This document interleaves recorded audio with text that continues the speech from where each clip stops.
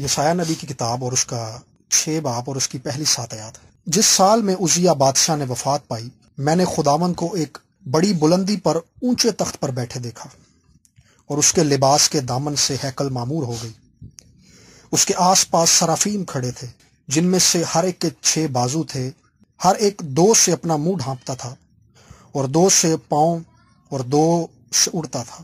اور ایک نے دوسرے کو پکار کر کہا، یعنی سرافیم جو تھے ان میں سے ایک نے دوسرے سرافیم کو پکارا ہے، پکار کر اس نے کیا کہا ہے؟ قدوس قدوس قدوس رب الافواج ہے، ساری زمین اس کے جلال سے معمور ہے۔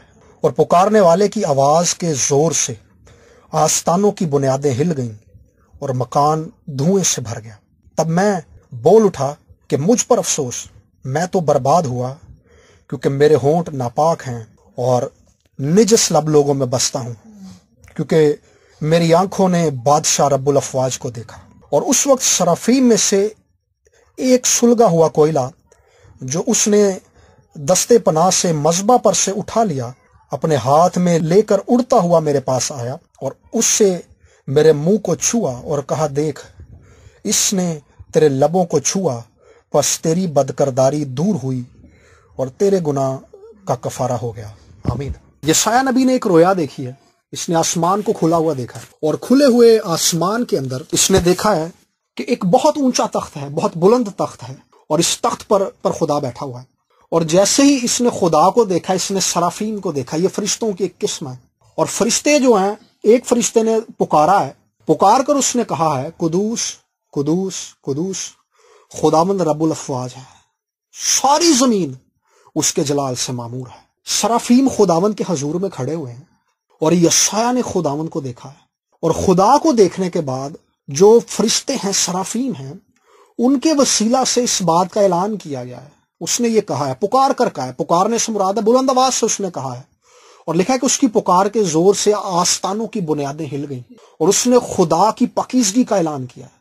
اس نے خدا کی پاکیزگی کا اقرار کیا ہے کہ خدا پاک ہے، خدا قدوس ہے۔ اور جیسے ہی اس نے یہ بات سنی ہے، یسایہ نے یہ بات سنی ہے، خدا کی ذات کو اس نے دیکھا ہے، خدا کو اس نے دیکھا ہے، خدا کی پاکیزگی کا اظہار سنا ہے، اعلان سنا ہے کہ خدا پاک ہے، خدا قدوس ہے، خدا ہولی ہے، تو فوراً سے اپنی شخصیت کی حالت اس کے سامنے آ گئی کہ میں ناپاک ہوں اور میں نجس لب لوگوں میں بستا ہوں۔ خدا کی پاکیزگی اور خدا کی حضوری اور خدا کی ذات ایک ایسا آئینہ ہے جس کے سامنے کھڑے ہو کر بغیر کسی کے کچھ کہے ہمیں اپنی غلطیاں اور ہمیں اپنی کمزوریاں نظر آنا شروع ہو جاتی ہیں۔ ایوب کی کتاب کو جب ہم پڑھتے ہیں تو ایوب ساری کتاب کے اندر یہ بحث کر رہا ہے کہ میں نے کوئی گناہ نہیں کیا۔ اس کے دوست اس بات پر اسے لے کر آ رہے ہیں کہ تو نے گناہ کیا ہے، ہماری عمر اتنی زیادہ ہو گئی ہے اور ہم نے اپنی ساری زندگی کے اندر کسی بھی بے گناہ شخص کو اس طرح سے دکھ سہتے ہوئے نہیں دیکھا، کیونکہ تو نے گناہ کیا ہے، اسی لیے ساری وبائیں تجھ پر آ رہی ہیں۔ اور وہ بحث کرتا ہے کہ بھی میں نے گناہ نہیں کیا، میں تو پاک ہوں۔ لیکن جیسے ہی ہم دیکھتے ہیں اس کتاب کے آخر کے اندر خدا بگولے میں ظاہر ہوتا ہے، خدا آگ کے ستون کے اندر، آگ کے بگولے کے اندر ظاہر ہوتا ہے۔ جیسے ہی خدا سامنے آتا ہے، ایوب کہتا ہے کہ میں خاک اور راکھ پر بیٹھ کر توبہ کرتا ہوں۔ خدا اس سے کچھ سوال جواب کرتا ہے، اس کے بعد کہتا ہے کہ میں خاک اور راکھ پر بیٹھ کر توبہ کرتا ہوں۔ جس لمحے ایوب نے خدا کو دیکھ لیا، خدا کے جلال کو دیکھ لیا، خدا کو بگولے میں دیکھ لیا، اس وقت اس پر اپنی کمزوریاں ظاہر ہو گئی۔ یہاں پر بھی جب ہم خدا کی پاکیزگی کی بات کرتے ہیں تو فوراً سے خدا کے بارے میں جو بات ہمارے ذہن کے اندر آتی ہے وہ خدا کی عدالت ہے۔ اس نے دیکھا کہ میں نے بادشاہ رب الافواج کو دیکھا ہے، تو ایک تو اس نے خدا کی پاکیزگی کو دیکھا ہے، دوسرا اس نے خدا کو تخت پر بیٹھے ہوئے دیکھا ہے، اس نے بادشاہ کی صورت میں خدا کو دیکھا ہے۔ تو جب خدا بادشاہ ہے تو اس کا مطلب ہے کہ وہ با اختیار ہے، وہ اپنی مرضی سے عدالت کرے گا، وہ اپنی مرضی سے انصاف کرے گا، وہ اپنی مرضی کو زمین پر قائم کرے گا۔ اور یسایہ نے یہ رویا اس وقت دیکھی ہے جب عزیہ بادشاہ نے وفات پائی ہے۔ جب وہ بادشاہ مر گیا ہے تو یسایہ نے ایک ایسے بادشاہ کو دیکھا ہے جس کی بادشاہی کبھی ختم نہیں ہوگی۔ لکھا تو واسطے نیا دے تخت اپنا ہے بچھایا، یعنی عزیہ بادشاہ تو مر گیا ہے، لیکن یسایہ کے اوپر ایک ایسی بادشاہت کو، ایک ایسے بادشاہ کو ظاہر کیا گیا ہے یہ سایہ نے ایک ایسے بادشاہ کو دیکھا جس کی بادشاہی کا آخر نہیں ہوگا، جو عدالت کرے گا، اور فوراً سے جب اس نے خدا کو تخت پر بیٹھے ہوئے دیکھا، خدا کی پاکیزگی کا اس نے نظارہ دیکھ لیا، تو فوراً سے اس پر اپنی حالت ظاہر ہو گئی ہے کہ میری عدالت ہو جائے گی، میں تو مرا کیونکہ میں ناپاک ہوں، کیونکہ میں نجس لب لوگوں کے اندر رہتا ہوں۔ ان وبا کے دنوں کے اندر خاص طور پر کرونا وائرس نے ایک بڑا کام کیا۔ لوگ جو ہیں وہ کسی بھی مذہب سے تعلق رکھتے ہیں، وہ ہندو ہیں، وہ سکھ ہیں، وہ مسلمان ہیں، وہ کرسچن ہیں، ان لوگوں نے اپنا رخ خدا کی طرف کیا ہے۔ ابھی بھی بہت سارے لوگ جو ہیں وہ اوپر سے خدا خدا تو کر رہے ہیں، اندر سے وہ وہی ہیں، لیکن ایک طبقہ لوگوں کا ایسا ہے کہ اس وبا نے، جب لوگ تیزی سے مر رہے ہیں، ایران کے اندر تیزی سے لوگوں کی اموات ہوئی ہیں، امریکہ کے اندر تیزی سے اموات ہوئی ہیں، نیو یارک کے اندر، اٹلی کے اندر تیزی سے اموات ہوئی ہیں، جاپان کے اندر، چائنا کے اندر تیزی سے اموات ہوئی ہیں، تو لوگوں کے اوپر ایک جو آرٹیفیشل پن تھا، لوگوں نے ان دنوں کے اندر اپنی زندگی پر غور کرنا شروع کیا۔ لوگ چرچ بھی جا رہے تھے، لوگ بے ایمانی بھی کر رہے تھے، لوگ چرچ میں بیٹھ کر، خداوند کے حضور میں بیٹھ کر ان کے کام ٹھیک نہیں تھے، وہ چرچ جاتے تھے، بجائے کہ وہ اپنا دھیان خدا کی طرف لگائیں، بجائے کہ وہ پرستش کی طرف اپنا دھیان لگائیں، بجائے کہ وہ کلام سن کے تائب ہوں۔ لکھا ہے خدا کے کلام میں، لکھا ہے کہ وہ جو میرا کلام سن کر کانپ جاتا ہے، یعنی خدا چاہتا ہے کہ جب ہم کلام سن رہے ہیں، جب ہم چرچ میں بیٹھے ہیں، تو ہم تائب دل کے ساتھ بیٹھے ہیں کہ خدا اپنے کلام کے وسیلہ سے ہمیں ملامت کرے، خدا کلام کے وسیلہ سے ہماری حالت کو ہم پر ظاہر کر دے۔ لیکن جب بار بار خدا کلام کرتا رہتا ہے، جب بار بار ہم کلام سنتے رہتے ہیں اور ہم رجوع نہیں لاتے، تو پھر خدا سخت کلام کرتا ہے، پھر خدا سخت حالات لے کر آتا ہے۔ اصل میں خدا ہماری بربادی نہیں چاہتا، خدا تو چاہتا ہے کہ ہم توبہ کریں، لیکن جب ہم سنتے ہی نہیں ہیں، جب لوگ سنتے ہی نہیں ہیں، تو پھر خدا کو سنانا آتا ہے، کیونکہ وہ بادشاہ ہے، وہ با اختیار ہے۔ ہم نے پڑھا کہ میں نے بادشاہ رب الافواج کو دیکھا۔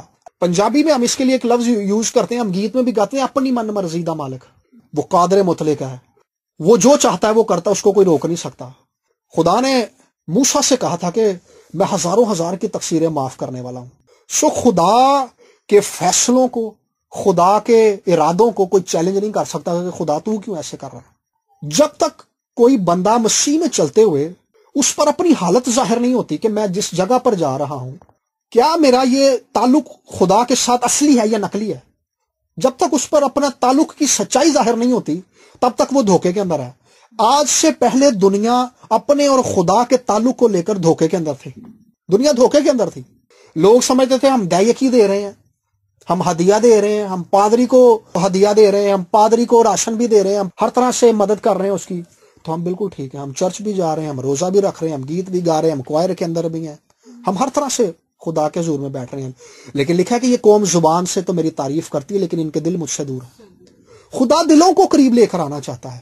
مطلب آج سے پہلے لوگوں کو یہ احساس ہی نہیں تھا کہ یار ہم نے چرچ بھی جانا ہے۔ آج لوگ فون کر کے کہتے ہیں کہ چرچ کب کھلیں گے۔ آج لوگوں کو اس شدت کا احساس ہوا ہے کہ دنیا کو کس طور سے خدا کے حضور میں جانے کی ضرورت ہے۔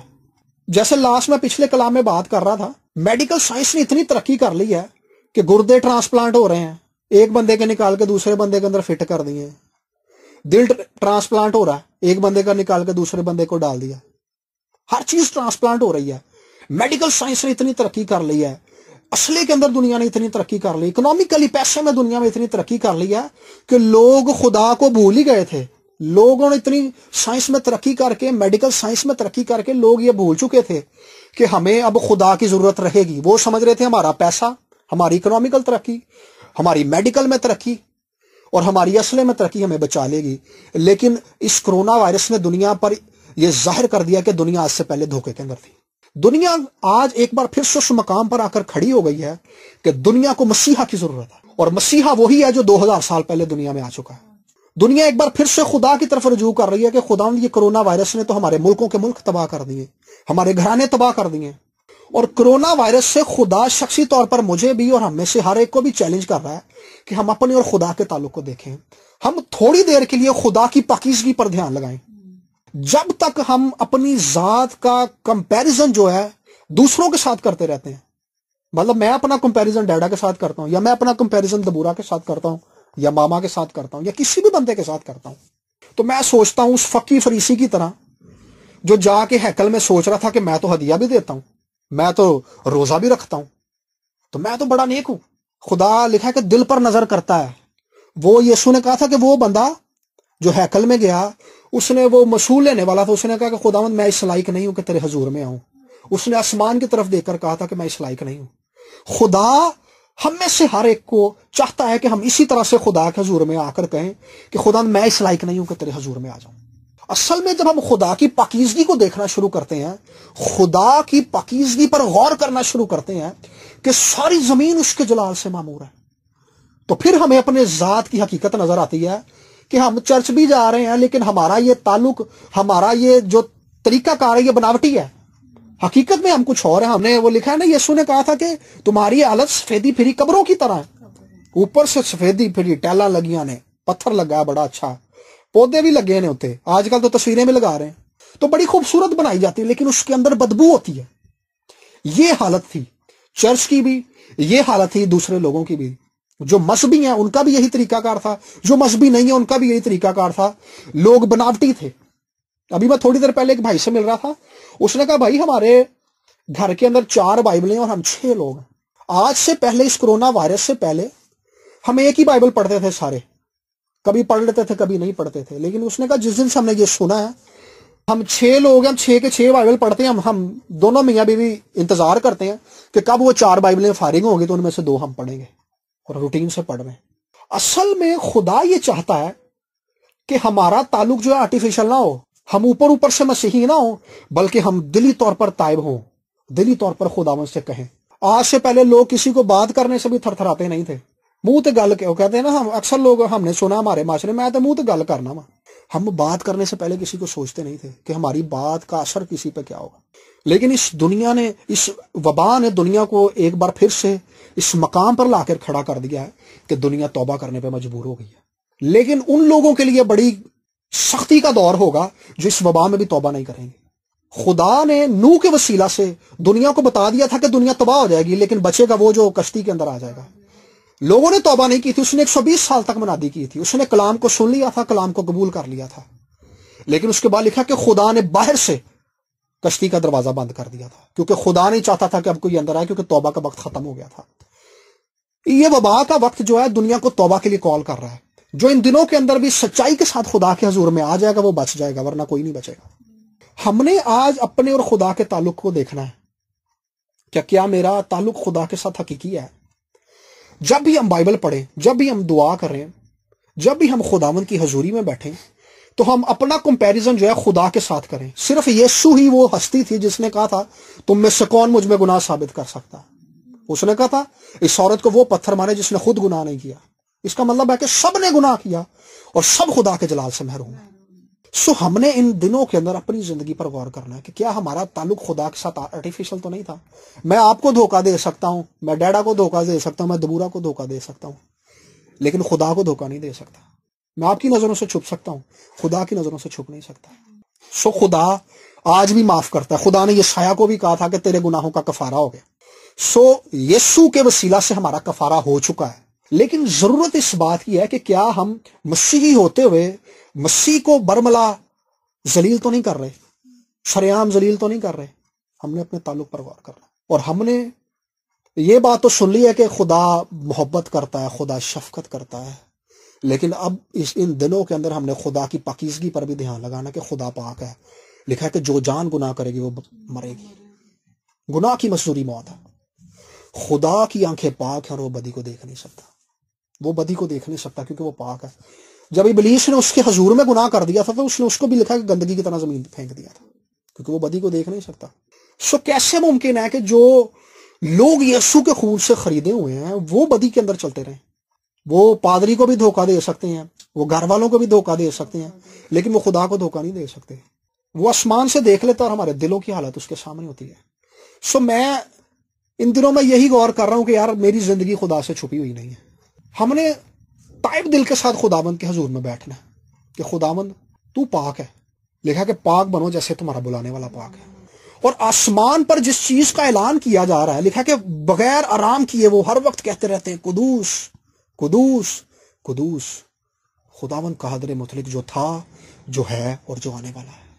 یعنی ہر وقت یہ چین چل رہی ہے، یہ پہیا گھوم رہا ہے، اور وہ بار بار کہہ رہے ہیں بغیر آرام کیے کہ خدا پاک ہے، خدا ہولی ہے، خدا ہولی ہے۔ ہوتا کیا ہے کہ آسمان پہ خدا اپنی پاکیزگی کو ظاہر کر رہا ہے۔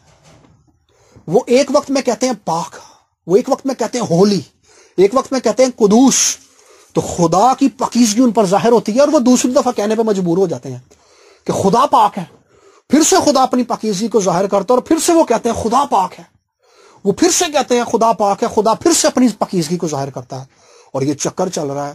جب ہم اس کی حضوری میں بیٹھ اس کی پاکیزگی پر غور کریں گے تو وہ اپنی پاکیزگی سے ہمیں بھر دے گا۔ اسرائیل جو تھی وہ خدا کی چنی ہوئی قوم تھی، جیسے آج ہم کلیسیا جو ہے خدا کی چنی ہوئی قوم ہے۔ جب وہ گناہ کر رہے ہیں، ان میں وبا آ رہی ہے، ان میں بدی آ رہی ہے، جب وہ غیر معبودوں کی پرستش کر رہے ہیں، جب وہ دکھاوا کر رہے ہیں، تو خدا غیر قوموں کو ان پر چڑھا رہا ہے، خدا ان میں وبا بھیج رہا ہے، خدا ان میں کال بھیج رہا ہے، خدا کی پاکیزگی کو چیلنج کر رہے ہیں وہ لوگ۔ تو جب کلیسیا گناہ کرے گی تو کیا ان کے ساتھ ایسا نہیں ہوئے گا؟ لوگ کہتے ہیں کہ لوگ ہم تو فضل کے تحت ہیں، بے شک فضل کے تحت ہیں، لیکن خدا پاک ہے، اور اس کی پاکیزگی کا یہ تقاضا ہے کہ وہ گناہگار کو سزا دے۔ لکھا کہ یہاں پہ اس واقعے کے اندر، اس چیپٹر کے اندر جو چیز پاک ہے، ایک تو پاکیزگی ہے خدا کی، دوسرا وہ بادشاہی ہے، وہ بادشاہ ہے۔ جب وہ بادشاہ ہے تو وہ با اختیار ہے، وہ عدالت کرتا ہے۔ El Elyon, the most high God. عبرانی میں ایک ورڈ یوز ہوتا ہے ایل الیون۔ ایل الیون کا مطلب ہے ایک ایسا شخص جو بہت بلندی پر بیٹھا ہوا ہے، اور جو بلندی پہ بیٹھا ہوتا ہے نا، اس کو زمین پر سب کچھ دکھائی دیتا ہے۔ اگر میں چھت پہ کھڑا ہو جاؤں نا تو مجھے سب کچھ نظر آئے گا، گلی میں کیا ہو رہا ہے۔ خدا کو بہت بلندی پر بیٹھے دیکھا، جب وہ بلندی پر بیٹھا ہے تو آسمان سے اس کو سب کچھ نظر آ رہا ہے کہ کیا ہو رہا ہے زمین پہ۔ سو کوئی بھی بندہ اس سے چھپا ہوا نہیں ہے۔ میں، آپ یقین کریں، میں موبائل کیوں نہیں دیکھتا آج کل؟ میں کیوں موبائل سے کوشش کرتا ہوں کہ میں کنارہ کروں؟ کیونکہ ان دنوں کے اندر میں پورے دل کے ساتھ خداوند کے حضور میں کوشش کر رہا ہوں کہ خداوند کے فضل کے وسیلہ سے میں اپنی زندگی پر بھی غور کر سکوں، اور میں خدا کی پاکیزگی پر بھی دھیان لگا سکوں، اور ان باتوں کو خداوند کے فضل سے ٹھیک کر سکوں جو میری زندگی کے اندر کمزور ہیں۔ اور اگر ہم ان دنوں کے اندر ایسا نہیں کر پائیں گے تو وقت ختم ہو جائے گا۔ جب وقت ختم ہو جاتا ہے تو دروازہ بند ہو جاتا ہے، جیسے نوح کے دنوں میں ہوا۔ ہم نے کلام بہت سن لیا ہے، ہم نے کلام بہت پڑھ لیا ہے، ہم نے کلام بہت سنا لیا ہے، لیکن کیا وہ کلام ہماری زندگیوں سے دکھائی دے رہا ہے؟ اب وہ وقت ہے کہ لکھا کہ تمہارے نیک کاموں کو دیکھ کر تمہارے باپ کی جو آسمان پر ہے تمجید ہو۔ ہم نے اپنے کاموں سے باپ کی تمجید کے لیے اپنے آپ کو پیش کرنا ہے، اور ہم نے عملی طور پر لوگوں کو یہ بتانا ہے کہ ہماری زندگیوں کے اندر فرق ہے، دوسرے لوگ جو خدا کو نہیں جانتے ان کی زندگیوں کے اندر فرق ہے۔ سو ان حالات، ان دنوں کے اندر خدا ہم میں سے ہر ایک کو کال کر رہا ہے کہ ہم اپنی زندگی کو درست کریں، ہم اپنی زندگی کو ٹھیک کریں۔ اگر ہم دوسرے کو ٹھیک کرتے رہیں گے نا، پھر ہم کبھی بھی خود ٹھیک نہیں ہوں گے۔ تو ہم نے خدا کے سامنے جانا ہے، خدا کے ساتھ ہمارا انکاؤنٹر ہونا چاہیے۔ جب موسیٰ اس جلتی ہوئی جھاڑی کے سامنے کھڑا ہوا تھا نا، اس وقت خدا نے اس کو کہا تھا کہ یہ جگہ پاک ہے، اپنے پاؤں سے جوتی اتار دے، کیونکہ جس جگہ تو کھڑا ہے یہ جگہ پاک ہے۔ یسایہ خداوند کے سامنے کھڑا، اس نے کہا میں نجس لوگوں میں بستا ہوں، میں مر جاؤں گا۔ ایوب خدا کے سامنے جب آیا، جب خدا آگ کے بگولے کے اندر اس کے سامنے آیا، تب ایوب پر یہ بات ظاہر ہوئی ہے کہ میں خاک اور راکھ پر بیٹھ کر توبہ کرتا ہوں۔ جب وہ یسوع مسیح زکائی کے سامنے آئے تو زکائی نے اس دن کہا تھا کہ میں نے جس ناحق لے لیا میں اس کو 4 گنا واپس کروں گا۔ جب تک کہ خدا ہمارے سامنے نہیں آئے گا، جب تک ہمارا خدا کی ذات کے ساتھ ٹکرا نہیں ہوگا، انکاؤنٹر نہیں ہوگا، تب تک ہمارے اندر کی حالت ہم پر ظاہر نہیں ہوگی۔ تو اگر ہم پر آج تک ہمارے اندر کی حالت ظاہر نہیں ہوئی، اس کا مطلب یہ ہے کہ ہم نے پاکیزگی کو دیکھا ہی نہیں ہے۔ وہ لوگ جو اس عورت کو جو عین فعل کے وقت پکڑی گئی تھی، انہوں نے پتھر مارنے کے لیے اٹھا لیے تھے، تو جب یسوع نے کہا تھا نا اس کو وہ پتھر مارے جس نے خود گناہ نہیں کیا، تو یسوع کی ذات کو دیکھ کر، کیونکہ اس کو پتا تھا کہ اس نے کوئی گناہ نہیں کیا ہوا، اور یسوع کے اس جملے کی وجہ سے ان کو اپنی زندگی کی حقیقت نظر آ گئی تھی۔ سو ہم نے ان دنوں کے اندر اپنی زندگی پر غور کرنا ہے۔ یہ نہیں ہونا چاہیے کہ بھائی ان دنوں کے بعد واپس ہم، جس بھائی کا میں ذکر کر رہا ہوں جس نے کہا کہ ہم دعا کرتے ہیں، اس نے کہا کہ میں نے اپنے ایک دوست سے کہا کہ بے شک تو مسلمان ہے اور میں کرسچن ہوں، لیکن ہم جس طرح سے آج کل خداوند کے حضور میں بیٹھ رہے ہیں نا، تو اپنی نماز پڑھتا اور میں اپنی نماز پڑھتا ہوں، اسی طور سے ہماری روٹین بنی رہنی چاہیے۔ یہ دن گزر بھی جائیں گے لیکن ہم اسی طرح سے خدا کے ساتھ چلتے رہیں، خدا سے ڈرتے رہیں۔ سو یہ دن ہے جو ہم نے خدا کے خوف کے اندر چلنا ہے، خدا کے خوف کے اندر چلنا سیکھنا ہے۔ ہم خدا کی پاکیزگی کے بارے میں بھول گئے تھے کہ خدا پاک بھی ہے، لیکن خدا نے پھر سے یاد دلا دیا، اس نے یہ بھی یاد دلا دیا کہ میں پاک ہوں، اس نے یہ بھی یاد دلا دیا کہ میں بادشاہ ہوں، میں سورجن ہوں، میں اپنی مرضی کا مالک ہوں، میں با اختیار ہوں, میں جو چاہوں گا وہ کروں گا. سو ان دنوں کے اندر ہم نے طیب دل کے ساتھ خداوند کے حضور میں جھکنا ہے اور اس سے کہنا ہے کہ خدا مجھ پر رحم کر. شخصی طور پر اس سے کہنا ہے کہ خدا میری یہ بات کو بھی مجھ سے دور کر, اپنی زندگی پر بھی غور کرنا ہے. سو جو چیز ہمارا دھیان خدا کی طرف سے ہٹا دیتی ہے, وقت ہے کہ ہم اس چیز کو ہی ہٹا دیں جو چیز ہمارے لیے ٹھوکر کا باعث ہے. وہ لوگ, وہ دوست, وہ چیزیں پیچھے ہٹا دیں جو خدا کے پاس ہمیں آنے نہیں دے رہی, تاکہ ہم ان دنوں کا بھرپور فائدہ اٹھا سکیں. یہ نہ ہو کہ ہمارے لیے بھی وقت کا دروازہ بند ہو جائے اور ہم اس وقت سے بھی کچھ نہ سیکھ سکیں. سو ہم آنکھوں کو بند کریں گے کچھ دیر کے لیے اور تھوڑی دیر کے لیے ہم اپنی زندگیوں پر غور کریں گے.